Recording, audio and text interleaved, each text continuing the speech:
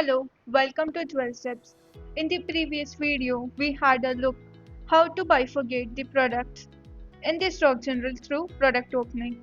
Now, in this video, we will have a look how we can bifurcate the product through purchase invoice if you are purchasing from someone.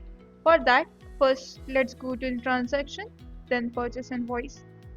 Now, let's create the purchase invoice. And if you haven't watched the purchase invoice video, the link is in description. Please do watch that video first before learning how to bifurcate the products.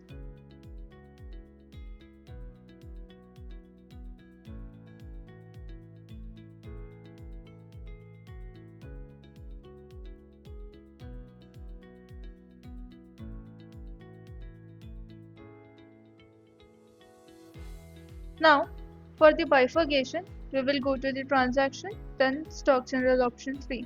As you can see, the voucher type is already selected as purchase invoice. Let's go to the purchase invoice number 17, which we have created recently. Click on the create option. If you have selected or entered the one item, you can simply enter all the details of the particular product from here.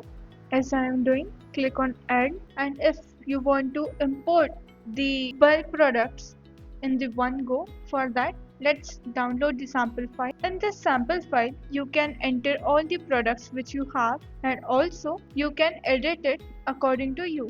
If I edit it as necklace, and let's save this and import this particular file. Now let's have a look how to import. Click on the import, select the file, then click on the upload. As you can see, all the details is imported over here.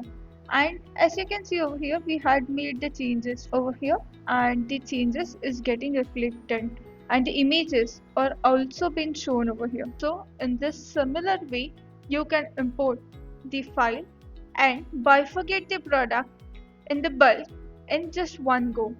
Thank you so much for watching this video. Stay tuned for the further ones, and please do like, share and subscribe to our channel for the informative videos.